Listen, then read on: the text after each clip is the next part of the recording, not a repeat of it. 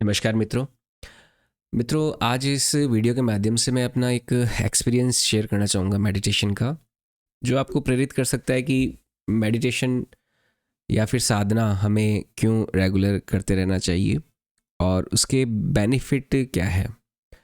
मित्रों, कुछ अभी इन दिनों में जैसे शादियों का सीज़न है, तो मेरे भी कुछ जो रिलेटिव्स हैं उनके घर में शादियां हैं, तो बहुत ज़्यादा क्लोज रिलेटिव्स, तो वहाँ पे मुझे जाना कंपलसरी है, प्रेजेंस देना। और रात को 12 1 2 2 बजे भी वापस आना होता है कभी कभी घर।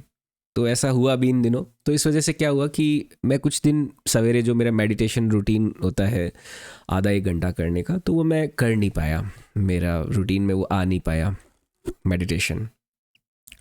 तो कुछ दिन 2 3 दिन ऐसे बिना मेडिटेशन के गुजरे। जनरली सारे जो दिन होते हैं बिना एक भी दिन में मेडिटेशन और साधना को अपने स्किप नहीं करता, क्योंकि वो आधा 1 घंटा वाला टाइम निकाल पाना थोड़ा मुश्किल हो रहा था। और क्योंकि पूरे दिन भर काम का लोड भी रहता है, प्लस इस तरह के फेस्ट जो मैरिज इंगेजमेंट की वजह से टाइम नहीं निकाल पा रहा था। तो मैंने अपने इस पूरे प्रोसेस में क्या बिहेवियर किया कि भाई मेडिटेशन नहीं कर रहा हूँ मैं, उस समय मेरी बॉडी में मैंने अपने चेंजेस क्या एक्सपीरियंस किए, और जब मेडिटेशन रेगुलर कर रहा हूँ तो क्या चेंजेस एक्सपीरियंस किए। क्योंकि जब मैं मेडिटेशन करता रहता हूँ तो उस समय तो पता नहीं लगता ना कि भाई मेडिटेशन नहीं करने से क्या मुझे ऐसा मैं मिसिंग है मेरी लाइफ में, या फिर क्या मुझे नुकसान हो रहा है, तो और मेडिटेशन कर रहा हूँ तो क्या फ़ायदे हो रहे हैं। तो आप वापस जब उस फेज़ में मान लो गया हूँ कि 2 3 दिन मेडिटेशन मान लो नहीं किया, तो क्या हुआ। तो मैंने क्या रियलाइज़ किया कि जब मेडिटेशन मैं करता हूँ तो दिन भर जो भी एक्टिविटीज़ कर रहा होता हूँ उनमें मेरा कोई इमोशनल और एक ऐसे इस तरह का इन्वॉल्वमेंट नहीं होता। हाँ, एक इंटेंस इन्वॉल्वमेंट बहुत होता है, पर उसके रिजल्ट्स क्या आएंगे, उसके आउटकम्स क्या आएंगे, उन पे ना रह के मेरा पॉसिबिलिटीज़ की तरफ फोकस ज़्यादा रहता है कि हाँ, इसको ऐसे करने से पॉसिबिलिटी और क्या हो सकती है बेहतर, उसको ऐसे करने से क्या हो सकता है। लेकिन जैसी नॉन मेडिटेटिव जो डेज थे उनमें मैंने ये पाया कि मेरा जो फोकस है वो ज़्यादा रिजल्ट्स पे रह रहा है कि भाई ऐसा करने से होगा क्या, क्या बेनिफिट मिलेगा, अच्छा मिलेगा भी नहीं मिलेगा। मतलब जो परिणाम होते हैं उन परिणामों की तरफ आपके ज़्यादा विचार जा रहे होते हैं जब आप मेडिटेट नहीं कर रहे होते। तो ये एक मैंने बेसिक डिफरेंस यहाँ पे देखा। तो इसका कारण क्या था, और इसको फिर मैंने और ज़्यादा एनालिसिस किया कि ऐसा क्यों होता होगा। तो इसका कारण मैंने ये पाया कि जब हम मेडिटेशन करते हैं तो मेडिटेशन के समय जब हम ध्यान की अवस्था में बैठते हैं तो ऐसा होता है कि जैसे ही मन शांत होता है, विचार एकदम बैठने लगते हैं, ख़त्म होने लगते हैं, ख़त्म हो जाते हैं, और एक ऐसे एक समाधि की अवस्था प्राप्त जैसे ही होती है, जैसे ही मन विचार शून्य होता है तो एक आनंद का फुहारा फूटता है। मन पूरी तरह से आनंद में डूब जाता है। आपका जो एक एक बॉडी का सेल होता है वो ऐसे प्रकाशमय हो जाता है, पूरी तरह से नाच रहा होता है, स्माइल कर रहा होता है। आपकी बॉडी का हर हर हर एक पार्ट स्माइल कर रहा होता है उस समय। तो ये जो अचीवमेंट होता है जो मॉर्निंग की साधना के समय आपको प्राप्त होता है, वो अपने आप में एक बहुत अच्छा अचीवमेंट है, बॉडी स्तर पे, माइंड स्तर पे और आत्मा के स्तर पे। अब आप दिन भर जो भी काम करोगे, आपको इस तरह का कोई किक या इस तरह का कोई हैप्पीनेस, इस तरह का कोई आपको स्टेट पाने का आपका कोई एक बहुत ज़्यादा नेसेसरी स्टेप नहीं होगा। क्योंकि देखो, जब अपन कोई एक्ट करते हैं तो उस एक्ट के बाद में परिणाम क्या आएगा उसका, उससे हमारी एक एक्सपेक्टेशन इसलिए होती है क्योंकि उस परिणाम से हमारी बॉडी का, मन का एक खुशी, हैप्पीनेस एसोसिएट होता है कि उस एक्ट से उसका जो रिजल्ट आएगा, उस रिजल्ट से हमें एक हैप्पीनेस मिलेगी, हमें एक अच्छी स्टेट मिलेगी, हमें एक आनंद मिलेगा। तो हमारा किसी भी एक्ट में जब ये एसोसिएशन होता है, कब होता है, जब हम ऑलरेडी हैप्पी नहीं हैं, है ना। जैसे मान लो दिन भर मान लो मैंने साधना नहीं की।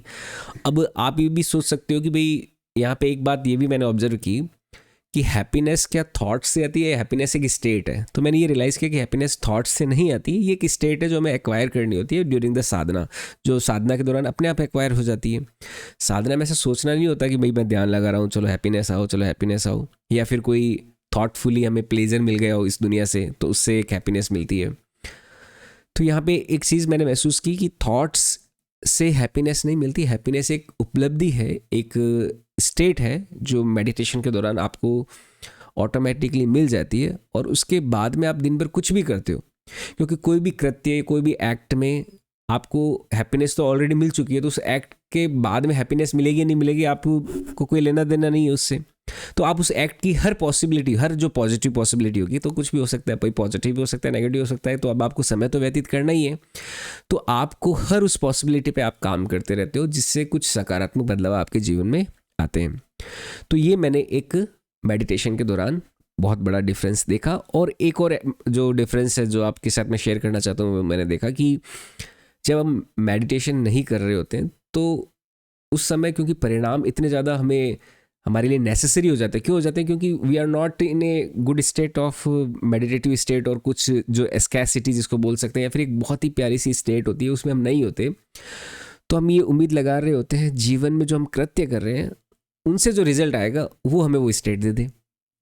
तो उन उम्मीदों की वजह से हम एक्ट कर रहे होते हैं, और हो सकता है कि जो परिणाम अच्छे हो खराब हो, तो अब खराब वाला जो परिणाम, अगर आपका उस तरफ फोकस चला गया, तो आपका एक्ट करने का जो एबिलिटी है किसी भी एक्टिविटी को, गतिविधि को करने में, वो एक्ट करने का एबिलिटी जो है उसका थ्रेशोल्ड कम हो जाता है।